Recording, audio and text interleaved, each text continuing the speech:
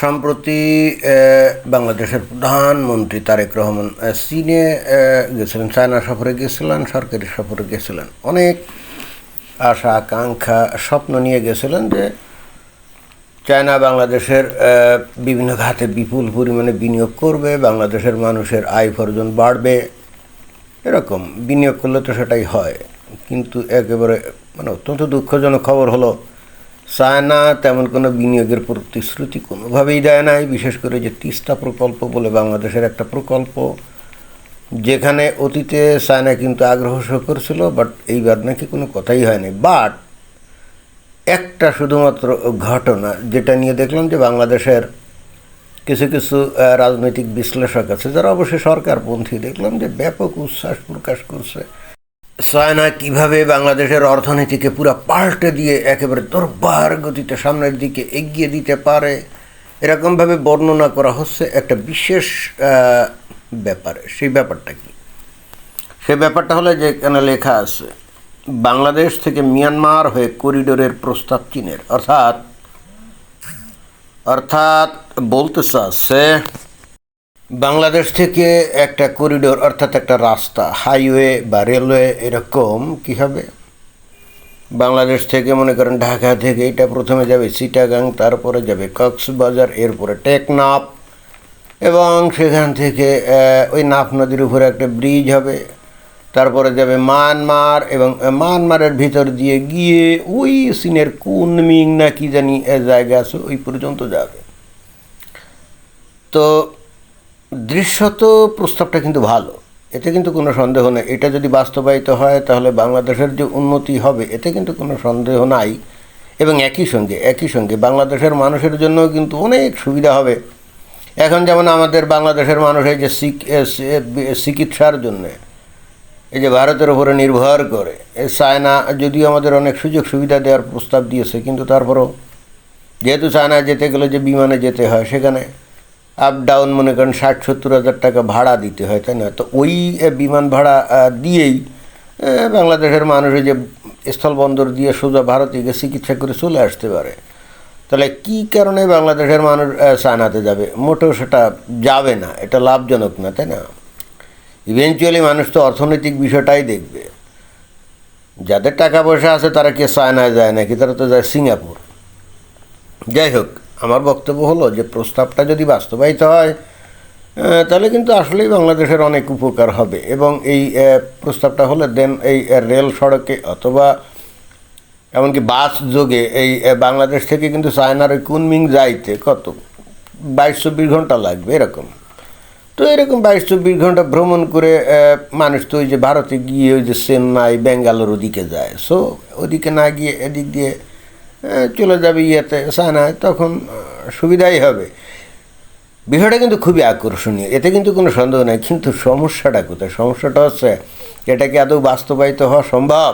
বর্তমানে যে রাজনৈতিক পরিপ্রেক্ষিত, যে প্রেক্ষাপটে আমাদের এই ভূ রাজনীতি এখন আছে, বা ভূ রাজনৈতিক যে প্রেক্ষাপট, এর প্রেক্ষিতে কি আসলে এই রাস্তাটা, এই করিডোর, এটা কি আদৌ সম্ভব?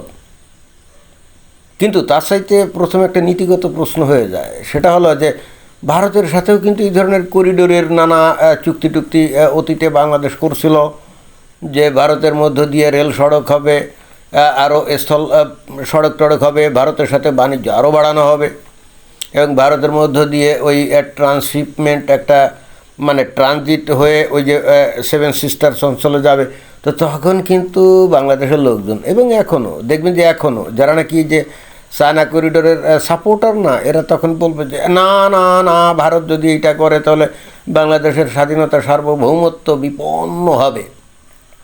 ভালো কথা, ভারত করলে যদি স্বাধীনতা সার্বভৌমত্ব বিপন্ন হয়, তাহলে চায়না যদি একটা এরকম করিডোর করে মায়ানমার দিয়ে যদি চায়নায় চলে যায়, তাহলে কি সেখানে স্বাধীনতা সার্বভৌমত্ব বিপন্ন হবে না?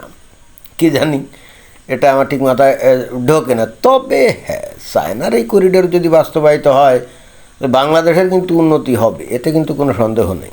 এবং এতে কিন্তু ভারতের সাথে বাণিজ্য অনেক কমে যাবে। কিন্তু কথা হচ্ছে যে বর্তমানে যে ভূ রাজনৈতিক প্রেক্ষাপট, এই প্রেক্ষাপটে এইটা আদৌ করা সম্ভব কিনা। যে কেউই বর্তমানে দক্ষিণ এশিয়ার ভূ রাজনীতি সম্পর্কে ন্যূনতম খবর রাখে তারা খুব ভালো করেই জানে যে অদূর ভবিষ্যৎ তো বটেই, এমনকি দূর ভবিষ্যতেও এই প্রকল্প বাস্তবায়িত হবে না, কোনোভাবেই না। এক সময় কিন্তু সম্ভব ছিল যখন নাকি এই যে মায়ানমারের উপরে চায়নার পুরো প্রভাব ছিল, এবং চায়না তো বেসিক্যালি মায়ানমার তো বেসিক্যালি চায়নার একটা ভ্যাসেল স্টেট, অর্থাৎ চায়না যা বলে এই মায়ানমারের সরকার সেটাই করে, এরকম ছিল এক সময়।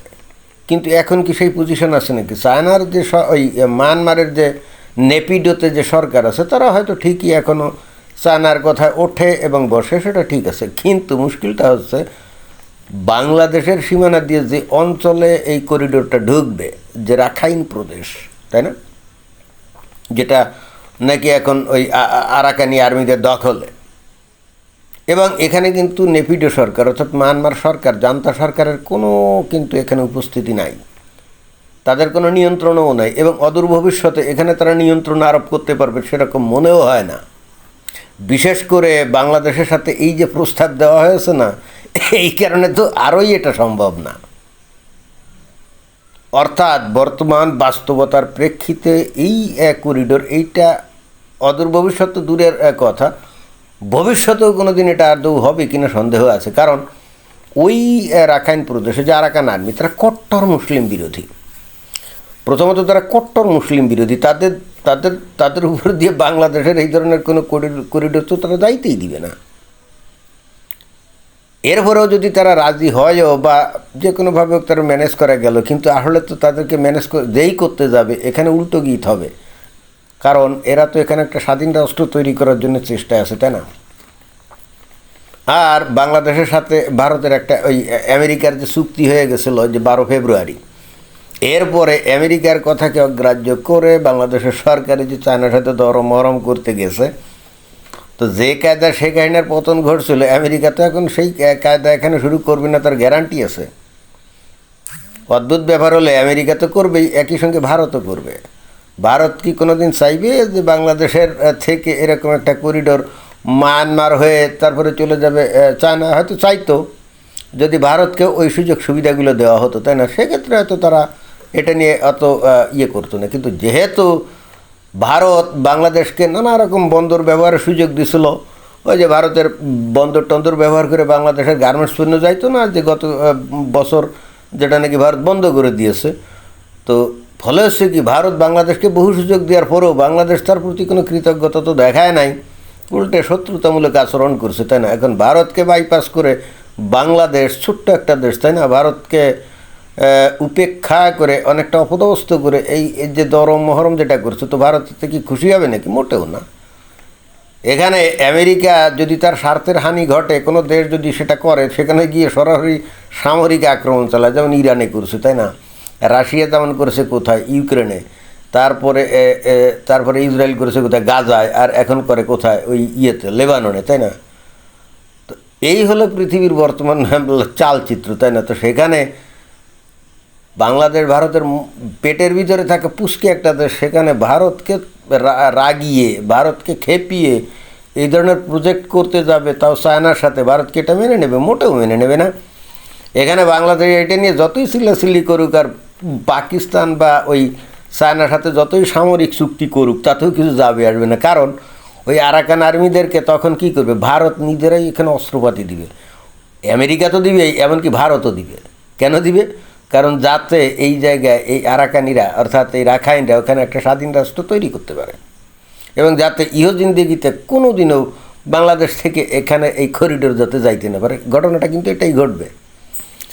চীন যদি বাংলাদেশকে খুব প্রেশার দিয়ে ওই কাজটা করাতে যায়, সেক্ষেত্রে এই আরাকান হবে ভয়ঙ্কর যুদ্ধের একটা লীলাভূমি।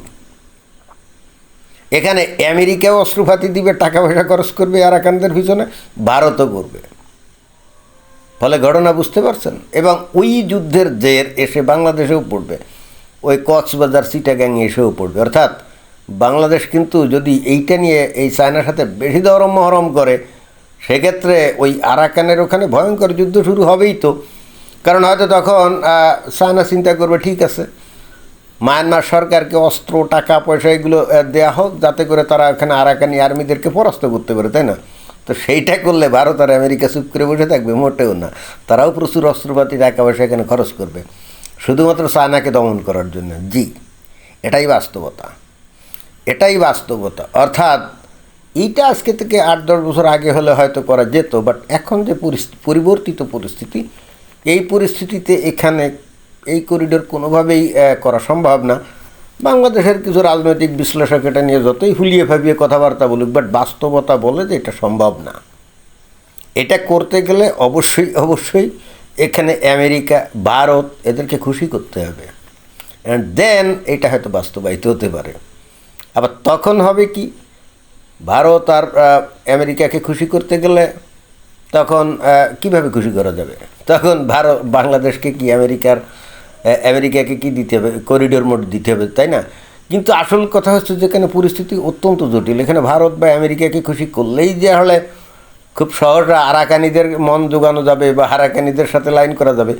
কারণ খোদ মায়ানমার সরকার কি চাইবে নাকি যে ওখানে আরাকানিরা আলাদা রাজ্য মানে স্টেট তৈরি করুক, আলাদা দেশ তৈরি করুক? না, সেটাও তো হবে না, তাই না?